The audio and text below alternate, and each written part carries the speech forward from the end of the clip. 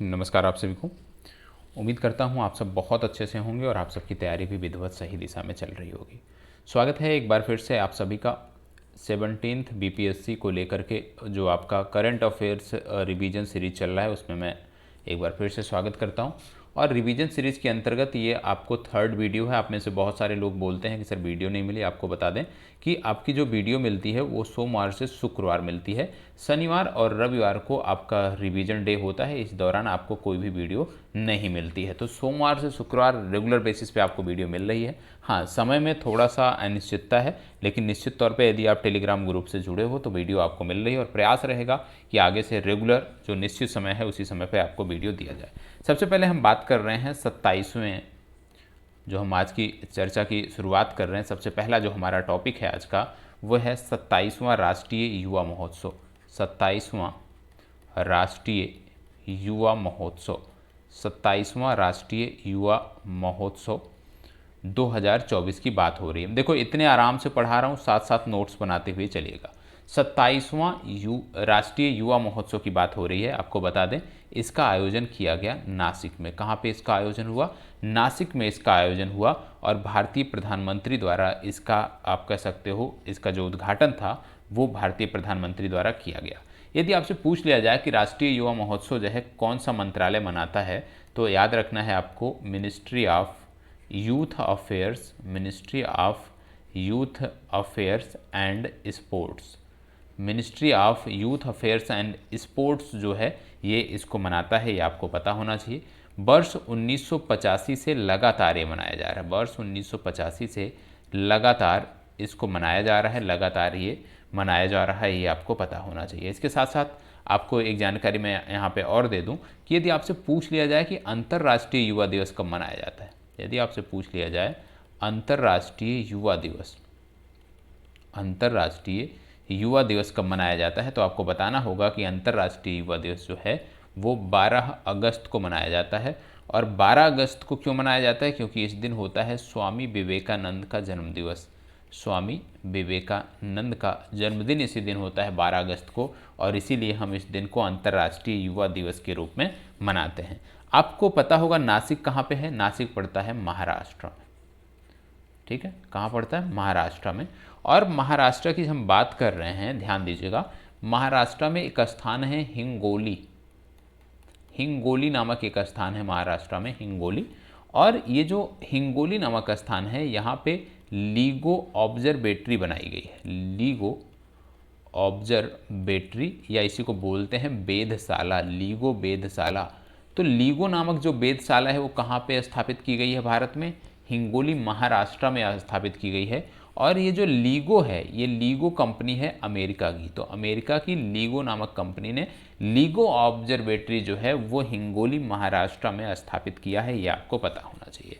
और जब हम ऑब्जर्वेटरी की बात कर रहे हैं तो एक और ऑब्जर्वेटरी इन दिनों चर्चा में है जिसका नाम है square kilometre, square kilometre array observatory.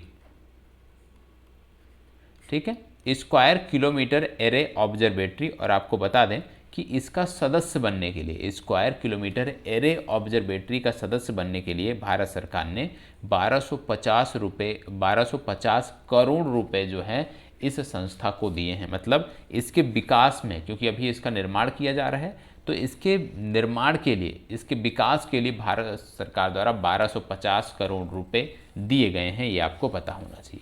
बात हम कर रहे थे महाराष्ट्र की। ठीक है, अभी तक जो चीज़ें हमने देखी हैं महाराष्ट्र से संबंधित देखी हैं। तो एक फैक्ट मैं और आपको बता देता हूँ, जो आपको ध्यान देने की ज़रूरत है। और ये फैक्ट क्या है? ये है 16वां इंडिया इंटरनेशनल, 16वां इंडिया इंटरनेशनल, 16वां इंडिया इंटरनेशनल ज्वेलरी शो। ठीक है, 16वां इंडिया इंटरनेशनल ज्वेलरी शो की बात हो रही है। इसको सिग्नेचर भी बोला जाता है, सिग्नेचर। 16वां इंडिया इंटरनेशनल ज्वेलरी शो, जिसका नाम रखा गया था सिग्नेचर। 2024 का जो उद्घाटन था ये भी मुंबई में किया गया था, ये भी याद रखना है। तो यदि आपसे पूछ लिया जाए कि कि 16वां इंडिया इंटरनेशनल ज्वेलरी शो का उद्घाटन कहाँ किया गया, तो आपको बताना है मुंबई में किया गया। तो पहले टॉपिक से इतनी चीज़ें लिंक थी जो आपने देखा। अब हम बढ़ते हैं अपने दूसरे टॉपिक की तरफ, ठीक है। तो यदि हम इतनी चीज़ों को, जैसे आपने को ये लगा होगा कि इतनी देर में हमने सिर्फ एक टॉपिक देखा है, लेकिन यदि आप इसका तुलनात्मक अध्ययन करेंगे तो आपने देखा कि कई सारे, कम से कम इसी एक टॉपिक से आपके 5 से 6 प्रश्न बन रहे हैं। लेकिन मेरा जो कॉन्सेप्ट है, मेरा जो थॉट प्रोसेस है कि आपको टॉपिक वार ही पढ़ना चाहिए, क्योंकि इससे चीज़ों को लिंक करने में मदद मिलती है और ये तैयारी में बेहतर परिणाम देता है हमें। अब हम दूसरे टॉपिक में बात करने वाले हैं जीआई टैग के बारे में। काफ़ी सारे जीआई टैग जो वर्ष 2024 में मिले हैं वो आपके लिए महत्वपूर्ण है। इनमें से कुछ की चर्चा हमने किया है, जैसे रामबन अनारदाना, रामबन अनारदाना, इसकी चर्चा हमने पूर्व में किया है। रामबन अनारदाना याद रखना है, ये संबंधित है जम्मू कश्मीर से। दूसरा कच्छी देसी खरेक, कच्छी देसी खरेक, कच्छी देसी खरेक ये संबंधित है गुजरात से, याद करो कच्छ से संबंधित है, ये मैंने आपको बताया है। कच्छी देसी खरेक ये गुजरात से संबंधित है, ठीक है। इसके बाद अगला आता है काले नूनिया चावल, काले नूनिया चावल। काले नूनिया चावल की बात करें तो काले नूनिया चावल का संबंध है वेस्ट बंगाल से। अगला आता है आदि केकिर, क्या आता है, आदि केकिर। आदि केकिर की बात करूं मैं तो ये हस्त निर्मित कालीन है, विशेष रूप से तिब्बत के लोग इसको बनाते हैं और ये संबंधित है अरुणाचल प्रदेश से संबंधित। कहाँ से, अरुणाचल प्रदेश से संबंधित है। आदि केकिर एक हस्त निर्मित कालीन होता है, तिब्बत के लोग बनाते हैं और ये अरुणाचल प्रदेश से संबंधित है।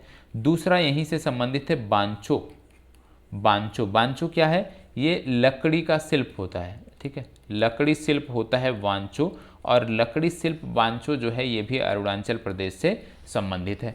इसके बाद जीआई टैग में जो मैं अन्य चीज़ों की बात करता हूँ जो इन दिनों चर्चा में थे या जो कुछ नए हैं, तो इसको साफ नोट कर लीजिए, स्पष्ट नोट कर लीजिए। अगला जो आपका आता है वो आता है लॉन्जिया, लॉन्जिया सौरा पेंटिंग, लॉन्जिया सौरा पेंटिंग, याद रखिएगा लॉन्जिया सौरा पेंटिंग, ये भी बहुत महत्वपूर्ण है, आपको याद होना चाहिए। लॉन्जिया सौरा पेंटिंग इतना नोट कर लो, फिर आगे बढ़ते हैं, क्योंकि आज बहुत सारे जीआई टैग हैं जो आपको नोट डाउन करने हैं और निश्चित तौर पे ये महत्वपूर्ण है। देखो फालतू चीज़ें मैं आपको करंट अफेयर्स में नहीं बताता हूँ, करंट अफेयर्स में वही चीज़ें बताता हूँ जो आपकी परीक्षा की दृष्टि से महत्वपूर्ण होते हैं, और जीआई टैग आज के समय में पूछे जा रहे हैं, इसलिए जीआई टैग जो हैं उनको आपको याद रखना है। और लौरिया सौरा पेंटिंग की बात करें, यह संबंधित हो गया उड़ीसा से। इसके बाद अगला आता है डुंगरिया कोंध कढ़ाई, डुंगरिया कोंध कढ़ाई, डुंगरिया कोंध कढ़ाई। और डुंगरिया कोंध कढ़ाई वाला ये क्या होता है, ये सॉल होता है, तो डुंगरिया कोंध कढ़ाई वाला साल ये भी संबंधित है उड़ीसा से, ठीक है। फिर अगला आता है ढेक नाल, ढेंक नाल आप कह लीजिए, ढेंक नाल मगजी, ढेंक नाल मगजी, ढेंक नाल मगजी एक खाद्य पदार्थ है, ये भी उड़ीसा से संबंधित है, ठीक है। फिर अगला आता है सिमलीपल, सिमली, ये नाम आपने सुना होगा, राष्ट्रीय उद्यान भी है। सिमलीपाल, सिमलीपाल काई चटनी, सिमलीपाल काई चटनी ये भी उड़ीसा की है, जिसको जीआई टैग मिला। विशेष रूप से जो चींटियाँ होती हैं उनकी चटनी बनाई जाती है, उन्हीं की बात कर रहे हैं। विशेष रूप से आदिवासी समूह के लोग इसको बड़े चाव के साथ इसको खाते हैं। अगला आता है नयागढ़, नयागढ़, नयागढ़ कांटेई, नयागढ़ कांटेई मुंडी बैगन, ठीक है, नयागढ़ कांटेई मुंडी बैंगन ये भी उड़ीसा से संबंधित है। इसके बाद आप अगला जो है वो है कोरापुट, कोरापुट काला जीरा चावल, कोरापुट काला जीरा चावल, और ये भी संबंधित है उड़ीसा से। इसके बाद अगला जो याद रखना है उड़ीसा से संबंधित, ठीक है, वो है खजुंडी, खजुंडी गुड़, खजुंडी गुड़ ये भी संबंधित है कहाँ से? उड़ीसा से। तो इधर जितने लिखे हैं ये सब उड़ीसा से संबंधित है, बाकी ये अलग अलग राज्यों से संबंधित थे जिनकी हमने बात किया। आगे जैसे जैसे हम बढ़ेंगे, ठीक है, तो नए नए जो मिलेंगे उनकी हम बात करते जाएंगे, उनकी चर्चा हम करते जाएंगे। और एक चीज़ और बता दूं कि इसी सेशन में हम बिहार स्पेशल भी देखेंगे, इसी सेशन में हम डेली करंट अफेयर्स भी कवर करेंगे और इसी में ईयरली रिवीजन भी करेंगे, लेकिन सबसे ज़्यादा फोकस जो है वो ईयरली रिवीजन पर रहेगा। आगे बढ़ते हैं। देखो जहाँ पे छूट जाए, ये डर हो छूट जाएगी, स्क्रीनशॉट ले लिया करो, ठीक है, तो आपका छूटेगा नहीं कुछ। चलिए आगे बढ़ते हैं, टॉपिक संख्या 3 पे आते हैं। टॉपिक संख्या 3 की जब हम बात करते हैं तो यहाँ पे कुछ नामों में बदलाव किया गया है कुछ चीज़ों की, वो आपको पता होना चाहिए। जैसे पहले एक था कालाहांडी विश्वविद्यालय, कालाहांडी विश्वविद्यालय था, और कालाहांडी विश्वविद्यालय का नाम अब बदल के रख दिया गया है माँ मणिकेश्वरी, माँ मणिकेश्वरी विश्वविद्यालय, ठीक है। इसके साथ साथ आपको बता दें, ये बहुत महत्वपूर्ण है क्योंकि जहाँ आजकल सरकारें निजीकरण को बढ़ावा दे रही हैं, वहीं यहाँ पे उसके उलट चीज़ें हो रही हैं। एक था Goindwal Sahib, Goindwal Sahib thermal power plant. क्या था? थर्मल पावर प्लांट, ठीक है, Goindwal Sahib thermal power plant. और Goindwal Sahib thermal power plant की जब हम बात करते हैं तो इसका नाम जो है रखा जा रहा है गुरु अमरदास के नाम पे, ठीक है, गुरु अमरदास के नाम पे रखा जा रहा है, ठीक है। तो गुरु अमरदास जो थे ये सिख धर्म के तीसरे गुरु थे, ऐसा बोला जाता है। तो Goindwal Sahib thermal power plant चर्चा में इसलिए आया क्योंकि जो पंजाब सरकार है उन्होंने इसको खरीद लिया है, पंजाब सरकार ने इसको खरीद लिया है, या आप कह लीजिए इसका अधिग्रहण कर लिया है, और इसकी जो क्षमता है वो है 540 मेगावाट। तो 540 मेगावाट का जो Goindwal Sahib thermal power plant था उसको पंजाब सरकार ने खरीद लिया है। और आपको बता दें कि ये बहुत ही महत्वपूर्ण है क्योंकि इसका नाम भी बदल दिया गया और इसका नाम हो गया है गुरु अमरदास के नाम पे रखा गया, जो कि तीसरे सिख गुरु थे। एक चीज़ और याद रखिएगा, जब हम बिजली की यहाँ पे बात कर रहे हैं तो अभी हाल ही में भारत सरकार ने नेपाल से समझौता किया है इस संबंध में। नेपाल से क्या समझौता किया है विद्युत से संबंधित? कि नेपाल से अगले 10 वर्षों में हम 10,000 मेगावाट विद्युत आयात करेंगे। 10,000 मेगावाट विद्युत हम अगले 10 वर्षों में नेपाल से आयात करेंगे। इसको लेकर के भारत सरकार ने नेपाल से समझौता किया है। पंजाब की बात कर रहे हैं तो आप जानते हैं वर्तमान समय में सड़क दुर्घटना पूरे भारत में लगातार बढ़ रही हैं, और सड़क दुर्घटना कम हो इसके लिए पंजाब सरकार ने मैप माई इंडिया का उपयोग किया है। और मैप माई इंडिया का उपयोग करते हुए पंजाब राज्य के अंतर्गत ऐसे स्थानों का चुनाव किया है जहां पे सबसे ज़्यादा दुर्घटनाएं होती थी। तो पंजाब में ऐसे 784 स्थान या ब्लैक स्पॉट पंजाब सरकार ने चिन्हित किए हैं मैप माई इंडिया के प्रयोग से, जहां से दुर्घटनाएं होती हैं, जहां पर दुर्घटनाएं होती हैं। तो पंजाब सरकार का अब आगे का लक्ष्य है कि ऐसे ब्लैक स्पॉट पे इस तरह से इंडिकेशन किया जाए, इस तरह से मार्किंग की जाए कि दुर्घटनाएं कम से कम हो, उसको लेकर के ये कदम उठाएंगे। लेकिन महत्वपूर्ण ये है कि इस तरह का कोई भी राज्य अभी तक नहीं था, मतलब ये पहला राज्य बना है भारत का जिसने अपने राज्य के अंतर्गत मैप माई इंडिया के उपयोग से मैपिंग की है, और मैपिंग में उन स्थानों को ब्लैक स्पॉट के रूप में चिन्हित किया है जहां पे सबसे ज़्यादा सड़क दुर्घटनाएं होती थी, और ये भारत का पहला राज्य बना है ऐसा करने वाला। तो पंजाब को इस संदर्भ में भी याद रखना है। आगे बढ़ते हैं, टॉपिक संख्या 4। टॉपिक संख्या 4 की जब बात करते हैं तो यहाँ पे बात आती है काबिल की, ठीक है। किसकी बात आती है? काबिल की बात आती है। काबिल क्या है? काबिल को बोलते हैं खनिज विदेश इंडिया लिमिटेड। इसको क्या बोलते हैं? खनिज विदेश इंडिया लिमिटेड, ठीक है, खनिज विदेश इंडिया लिमिटेड। अब यहाँ पे आपको याद रखना है एक क्षेत्र है जिसका नाम है फियाम्बाला। क्या नाम है?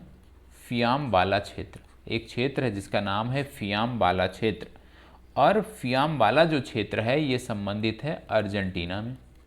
कहाँ से संबंधित है? अर्जेंटीना में।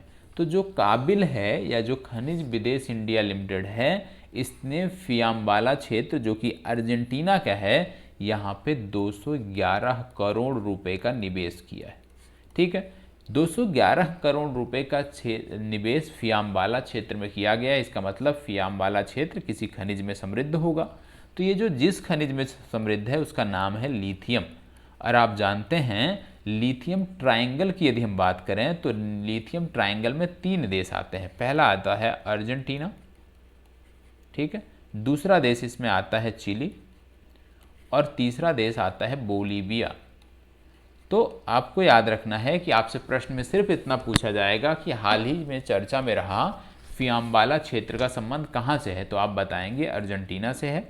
और यह भी याद रखना है कि काबिल जो कि खनिज विदेश इंडिया लिमिटेड है, इसने अर्जेंटीना के क्षेत्र में 211 करोड़ रुपए का निवेश किया है, ये भी आपको याद रखना है। और अभी हाल ही में एक स्थान है जिसको बोलते हैं साल्टन सी। साल्टन सी नामक स्थान जो है ये संबंधित है यूएसए से, और यहाँ पर भी लिथियम के भंडार मिले हैं। ठीक है, यहाँ पर भी लिथियम के भंडार खोजे गए हैं। और जब खनिजों की बात कर रहे हैं तो उससे इतर एक चीज़ और याद रखिएगा, अभी हाल ही में भारत में एक देश है गुयाना। ठीक है, भारत और गुयाना ने मिलकर एक क्षेत्र में समझौता किया है और इसका नाम है हाइड्रोकार्बन। तो यदि आपसे पूछ लिया जाए कि हाल ही में भारत ने किस देश के साथ हाइड्रोकार्बन क्षेत्र में समझौता किया है, तो आप बताएंगे कि वो देश है गुयाना। भारत ने गुयाना के साथ हाइड्रोकार्बन क्षेत्र में समझौता किया है। ठीक है, चलिए इसको नोट कर लीजिए, फिर बढ़ते हैं आगे और देखते हैं टॉपिक संख्या 5 में। ठीक है, बात करेंगे हम इसकी टॉपिक संख्या 5 की। ठीक है, चलो नोट कर लीजिए।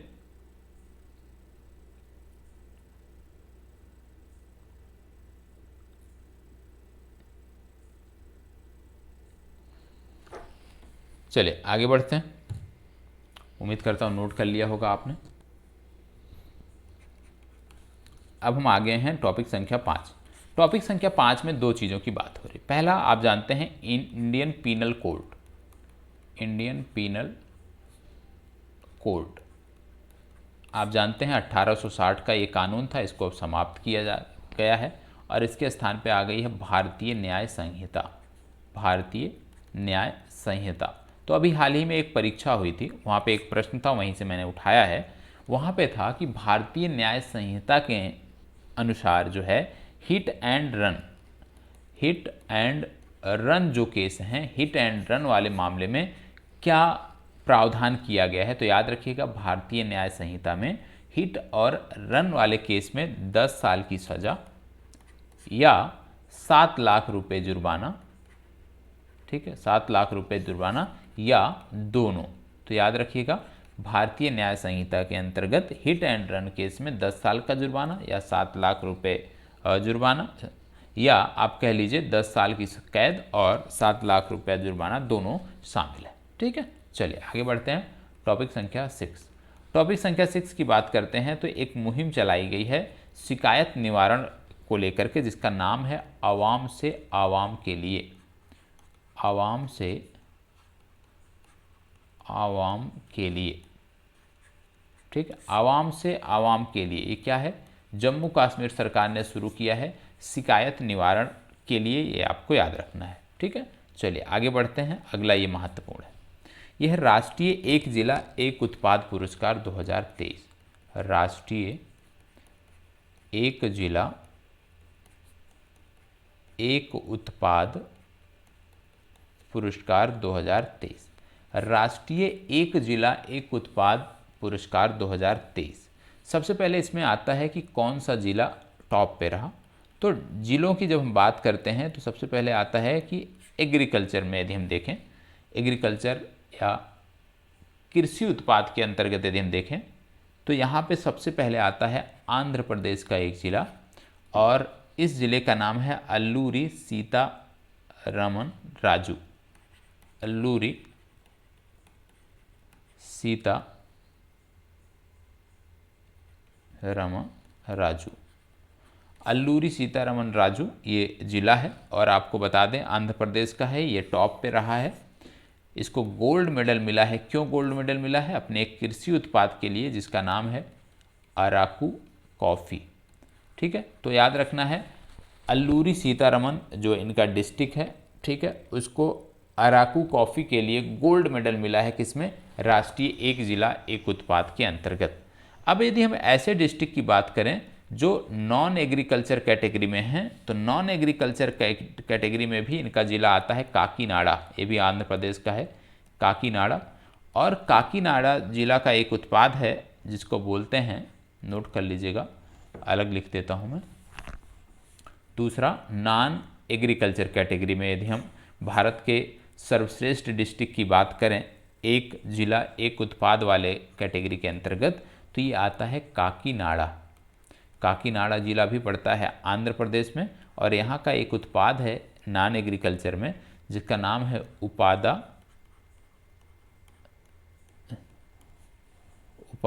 जमदनी सारी। एक सारी है जिसका नाम है उपादा जमदनी सारी, और इसको जो है ये जो उत्पाद है काकीनाडा का, इसके लिए काकीनाडा जिला को गोल्ड मेडल मिला है। ठीक है, नॉन एग्रीकल्चर कैटेगरी में। यदि बोल दिया जाए कि कौन सा स्टेट जो है उसने गोल्ड मेडल प्राप्त किया या टॉप पे रहा राष्ट्रीय एक जिला एक उत्पाद पुरस्कार के अंतर्गत, तो यहाँ टॉप पे रहा है उत्तर प्रदेश। उत्तर प्रदेश को मिला है गोल्ड, और छोटे राज्यों में केंद्र शासित प्रदेशों में जम्मू कश्मीर को मिला है गोल्ड। तो ये आपको याद रखने की ज़रूरत है कि राष्ट्रीय एक जिला एक उत्पाद पुरस्कार 2023 में यदि एग्रीकल्चर कैटेगरी में डिस्ट्रिक्ट की बात करें तो अल्लूरी सीतारमन राजू जो आंध्र प्रदेश का जिला है, अपने अराकू कॉफ़ी के लिए इसको गोल्ड मेडल मिला। और दूसरा नॉन एग्रीकल्चर में जो डिस्ट्रिक्ट है वो है काकीनाडा, ये भी आंध्र प्रदेश का है, इसे उपादा जमदानी साड़ी के लिए जो है गोल्ड मेडल मिला है। और यदि स्टेट की बात करें तो उस पर उत्तर प्रदेश को गोल्ड मेडल और जम्मू कश्मीर को गोल्ड मेडल मिला है। ठीक है, चलिए बढ़ते हैं आगे और देखते हैं अगला टॉपिक। अगला यहाँ पे अभी तक हमने जो बात किया है 6 तक बात किया है, 6 टॉपिक अभी तक हमने देखे हैं। अब हम बढ़ रहे हैं अगले टॉपिक में। ठीक है, 7वें की बात कर रहे हैं, तो यहाँ पे बात करते हैं GSAT-20 की। GSAT-20 जो उपग्रह था ये चर्चा में था। GSAT-20 उपग्रह क्यों चर्चा में था? क्योंकि जो न्यू स्पेस इंडिया लिमिटेड नामक कंपनी है, ठीक है, इसरो की वाणिज्यिक शाखा है, इन्होंने बोला था कि GSAT-20 नामक जो मिशन है ये हम करेंगे कैसे? फॉल्कन 9 रॉकेट की मदद से। किसकी मदद से करेंगे? फॉल्कन 9 रॉकेट की मदद से करेंगे। GSAT-20 एक कम्युनिकेशन सैटेलाइट है और इसका जो वजन है ये था 4200 किलोग्राम। तो 4200 किलोग्राम जो GSAT-20 का वजन था, इसको भेजने के लिए इन्होंने बोला कि हम फॉल्कन 9 रॉकेट का प्रयोग करेंगे। और फॉल्कन 9 रॉकेट जो है ये स्पेस एक्स कंपनी की है। किसकी है? स्पेस एक्स कंपनी की। और स्पेस एक्स के प्रमुख कौन है? एलन मस्क इसके प्रमुख हैं, ये भी याद रखना है। एलन मस्क जो हैं ये स्पेस एक्स के प्रमुख हैं। और यहाँ पे बताया गया कि 4200 किलोग्राम इसका वजन है। और आपको बता दें फॉल्कन 9 नामक जो रॉकेट है ये 8300 किलोग्राम तक का वेट ले जाने में सक्षम है, ये भी याद रखना है। आपको मैंने, जो हमारे रेगुलर स्टूडेंट होंगे आपको पता है, मैंने बहुत सारी कंपनियों के नाम बताएं कि हम इसरो कौन सा रॉकेट यूज करता है, नासा कौन सा रॉकेट यूज करता है, या मॉस कौन सा रॉकेट यूज करता है, या जॉक्सा कौन से रॉकेट का यूज करता है, या CNSA कौन सा रॉकेट का यूज करता है, या CNES कौन से रॉकेट का यूज करता है, या ESA कौन से रॉकेट का यूज करता है, ये मैंने आपको बताया है। यदि नहीं पता है, कोई नया देख रहा है, तो प्लीज़ कमेंट बॉक्स में बताइएगा। हम कमेंट बॉक्स में या तो नेक्स्ट सेशन में हम आपको यह जानकारी उपलब्ध करा देंगे, क्योंकि यहाँ से भी प्रश्न बनते हैं। अगला प्रश्न, अगला टॉपिक आपका आता है, टॉपिक संख्या आपका 8 या 9 जो भी है। यहाँ पे हम बात कर रहे हैं हाइपर लूप की। जैसे बुलेट ट्रेन की बात हो रही है, वैसे उसी समय हाइपर लूप की भी खूब चर्चा थी। तो आपको बता दें एक कंपनी है जिसका नाम है आर्सेलर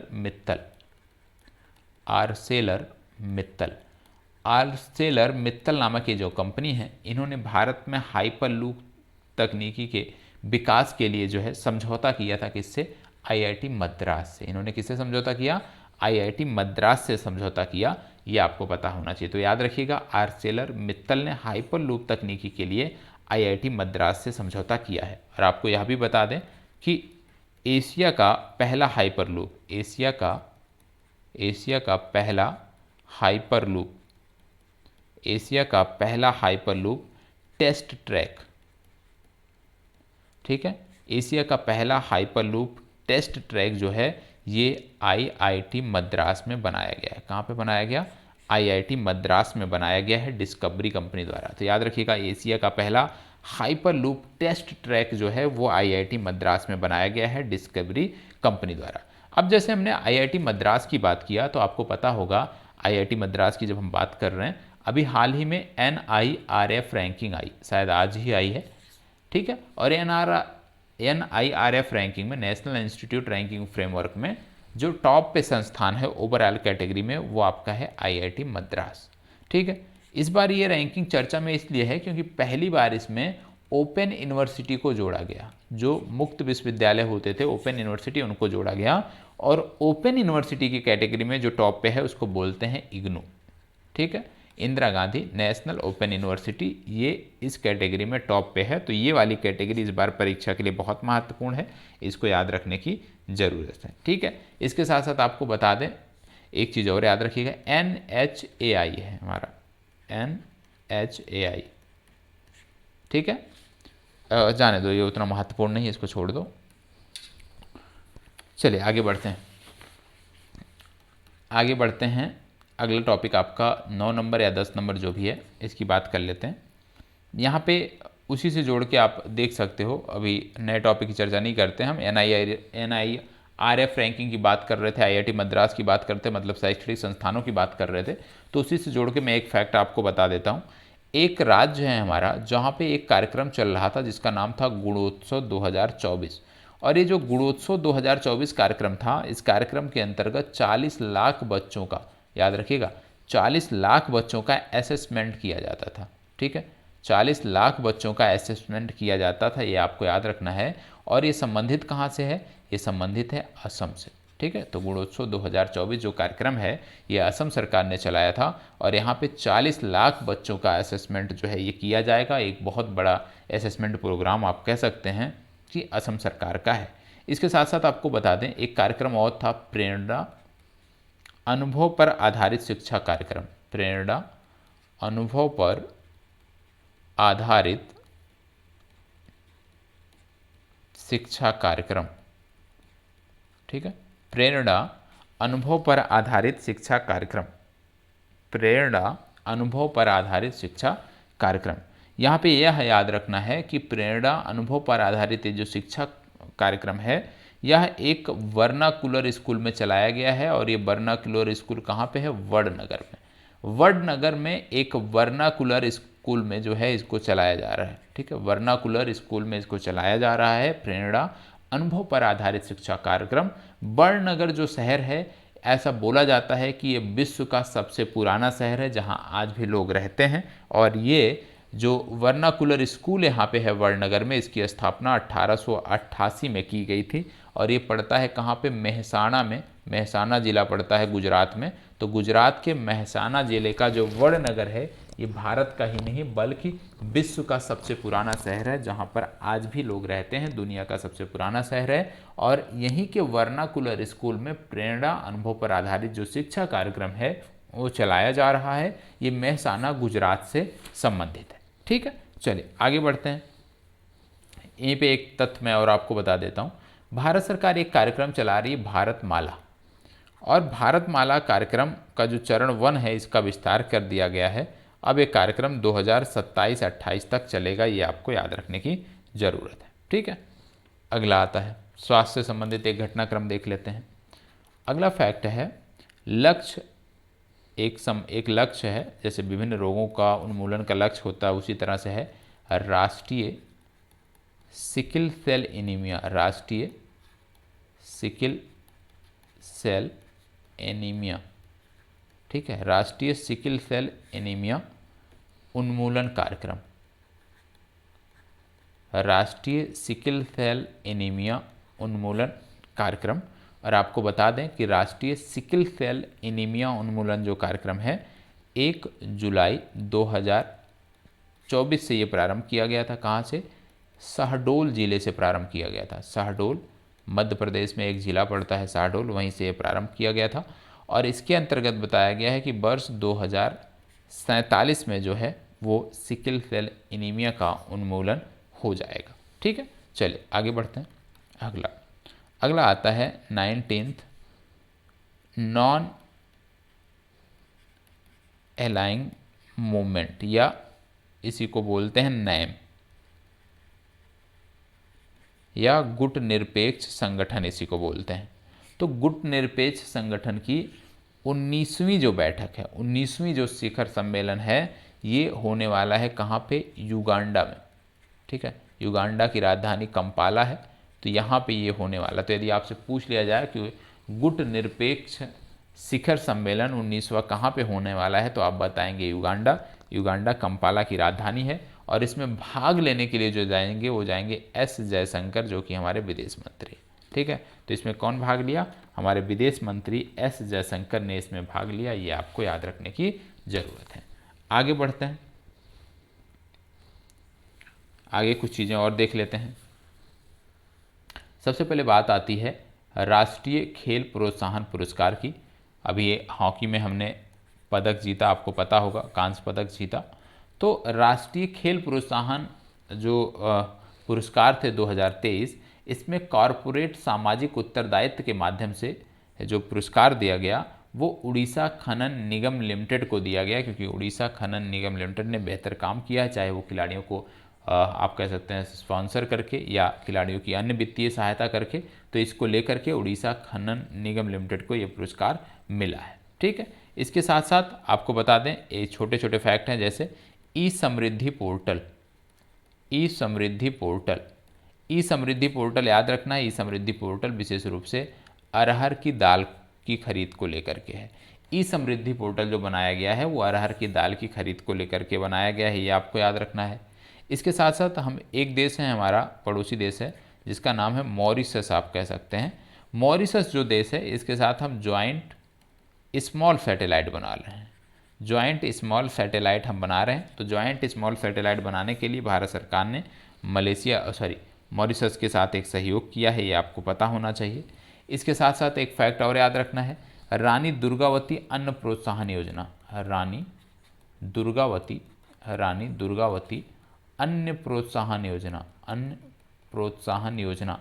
और रानी दुर्गावती अन्न प्रोत्साहन योजना की बात करें, इसका संबंध है मध्य प्रदेश से। मध्य प्रदेश सरकार चला रही है, और मध्य प्रदेश सरकार का लक्ष्य है कि जो श्री अन्न का उत्पादन करते हैं, जो किसान श्री अन्न को खेतों में उगाते हैं, श्री अन्न का मतलब कोदो, कटकी, जो मतलब मोटा अनाज जो होता है, ज्वार, बाजरा, रागी, ऐसे किसान जो श्री अन्न की खेती करते हैं मध्य प्रदेश में, उनको फसल के श्री अन्न के उत्पादन पे 10 रुपये की सहायता प्रति किलोग्राम के हिसाब से दी जाएगी। मतलब यदि कोई 1 किलोग्राम बाजरा उगाता है तो 10 रुपये के हिसाब से उसको सहायता पर किलोग्राम के हिसाब से उसको दी जाएगी, ये भी आपको याद रखना है।